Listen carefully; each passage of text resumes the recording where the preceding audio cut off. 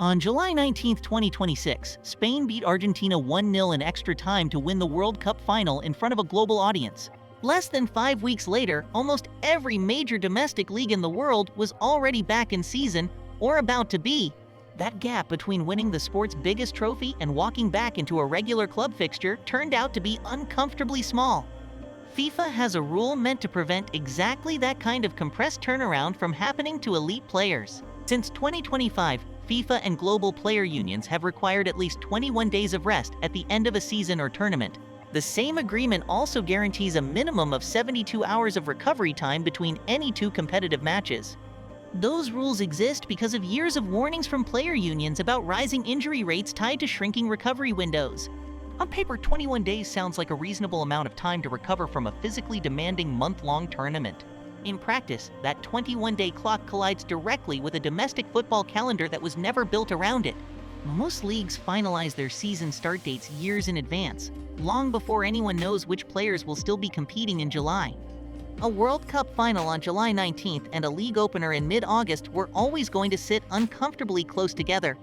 For players eliminated in the group stage back in June, that gap barely matters. Their rest period ends well before preseason does. For the players who reach the final, the math works out very differently and not in their favor. This video breaks down what actually happened when 4 major football institutions ran into that same calendar problem at once. It also breaks down why the players who succeeded the most at the World Cup ended up with the least time to recover from it. Start with the raw numbers. 33 days separated the World Cup final from the Premier League's 2026-27 opening weekend. 33 days sounds workable until the mandatory 21-day rest period gets subtracted from the front of it. That leaves roughly 12 days for a World Cup finalist to travel home, rejoin a club, and train before a competitive match. 12 days is barely enough time to rebuild match fitness, let alone integrate new signings or a new tactical system. La Liga's calendar made the squeeze even tighter. Its 2026-27 season was scheduled to begin on August 15th. That is only 27 days after the World Cup final, 4 fewer days of buffer than the Premier League allowed. 154 total players were sent to the 2026 World Cup by their domestic clubs across every league. Every one of those clubs now had to plan a preseason around players who might not return until the tournament's very final week. Clubs with players eliminated early got a normal full-length preseason. Clubs with finalists got barely 2 weeks of preparation. That imbalance had nothing to do with squad quality or coaching. It was purely a function of how far a national team advanced. In a sport built on fine margins, a 2-week head start in physical preparation is not a small advantage to hand one team over another. The question facing every league was not whether this problem would happen, it clearly would. The question was how each one chose to respond. Spain's Football Federation chose to build a formal rule directly into the league calendar rather than leave it to individual clubs. Any club with a significant number of players who reached the World Cup semi-finals or final could apply to delay its opening match. 4 matches on La Liga's opening weekend ended up qualifying for exactly that delay. Barcelona versus Athletic Club was pushed back. Real Madrid versus Real Sociedad was pushed back. Celta Vigo versus Osasuna was pushed back too. All 3 matches were moved to a window between August 25th and August 27th, roughly 10 additional days later. Atletico Madrid's case was treated slightly differently. Their opener against Malaga stayed close to the original weekend, shifted only to a Wednesday. That gave Atletico a few extra days of preparation without the full 10-day delay granted to Barcelona and Real Madrid. The rule was not really about fairness between competing clubs. It was about physically protecting a specific group of exhausted players. It also created an unusual sight on opening weekend. 2 of Spanish football's biggest clubs sat out match day 1 entirely. Meanwhile, the league's broadcast partners were doing the opposite of downplaying those same 2 clubs' World Cup connections. La Liga's American broadcast deal opened its 2026-27 coverage by advertising 24 of the World Cup final's 52 players. That was more World Cup finalists than any other domestic league could claim inside its own rosters. The marketing pitch and the fixture list were telling 2 different stories about the exact same group of players. One said these stars are must-watch television right now. The other said these same stars cannot physically play yet. Both statements were true simultaneously, and that contradiction says a lot about how modern football schedules actually get built. Now compare that to how the Premier League handled the identical underlying problem. just one division and one country over. The Premier League did not build a formal postponement rule tied to how far a player's country advanced at the tournament. Instead, it pushed its entire season start back by roughly a week compared to recent prior seasons as a blanket adjustment. The new opening weekend landed on August 21st, giving clubs a slightly longer runway than the previous year's calendar allowed. Even with that shift, the league still ended up featuring more World Cup participants overall than any other domestic competition. 182 players who featured in the Premier League either played in the tournament or were set to return from it. That is a larger number of touch players than the 24 La Liga specifically advertised, just measured a different way. Despite that scale, no individual Premier League match got a formal postponement tied to a club's number of deep tournament runs. Clubs were simply left to manage the 12-day turnaround on their own, inside a season that started on schedule regardless. Two countries, two versions of the exact same underlying FIFA rest rule. Two completely different institutional answers to the same math problem. To see what that 12-day turnaround actually costs one specific player, look at the tournament's own official best player.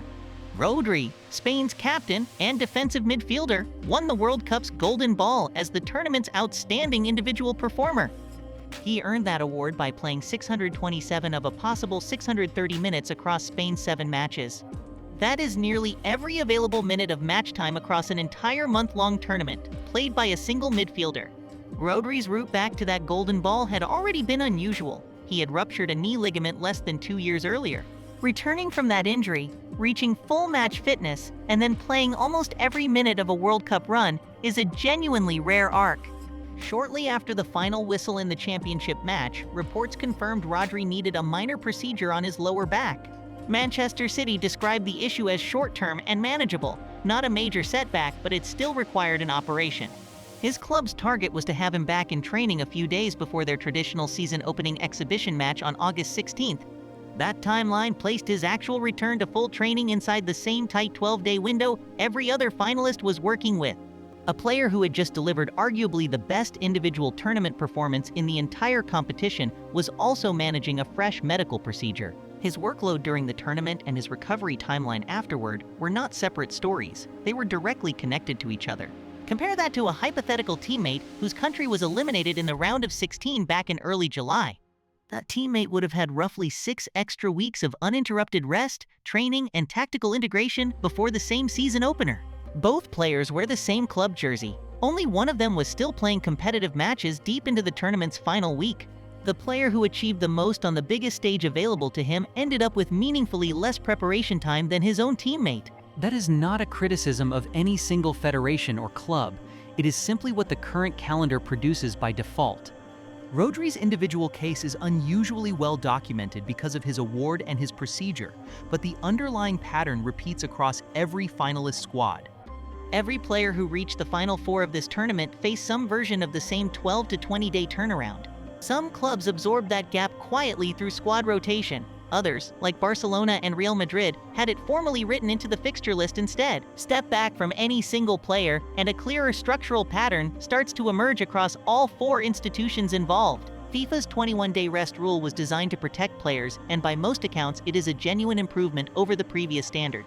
But a single global rule still has to land inside dozens of separate domestic calendars, each built independently years in advance. Some of those calendars, like La Liga's, adapted with a formal, rule-based delay written directly into the fixture schedule. Others, like the Premier League's, absorbed the same pressure through a smaller blanket shift applied evenly across every single club. Neither approach fully closes the gap between a 21-day minimum and the reality of a month-long tournament. The players most affected by that gap are, by definition, the ones whose national teams performed the best at the tournament. A first-round exit gets a player a full, uninterrupted preseason. A tournament final gets him 12 rush days instead. That is a strange incentive sitting quietly underneath a competition built entirely around trying to win as many matches as possible. Nobody designed the calendar to punish success specifically. It is simply an accidental byproduct of 2 separate scheduling systems overlapping. FIFA controls the international tournament calendar, domestic leagues control their own season length and start dates almost entirely separately. Those 2 calendars rarely get negotiated together in the same room, even though the same players have to live inside both of them. The 2026 World Cup's expanded 48-team format only made this specific tension more visible than in previous tournaments. More matches for teams that advanced deep meant an even longer tournament run and an even shorter turnaround once it ended. As international tournaments keep expanding in scale, this exact scheduling collision is very likely to repeat again at the next one. The next major tournament will bring the same 21-day rule, the same domestic calendars, and very likely the same compressed math. Whether leagues respond with a formal postponement rule, a blanket schedule shift, or nothing at all remains an open question each time. What stayed consistent across every version of this story in 2026 was the direction of the imbalance itself. The deeper a player's tournament run went, the less time that same player got before returning to competitive club football. Rodri did not get extra rest for being named the tournament's best player. He got a medical procedure and a 12-day runway. Barcelona and Real Madrid did not get rewarded for advancing further. They got 2 of their opening fixtures moved back instead. Winning the World Cup, in the very specific language of a football calendar, currently comes with one of the shortest off-seasons in the sport. That is the quieter number sitting underneath a championship trophy and a Golden Ball award handed out on the same July night. Compound World covers the events, decisions, and power structures that shape the world economics, finance, sports, and beyond. Grounded in real data. No hot takes, no manufactured outrage.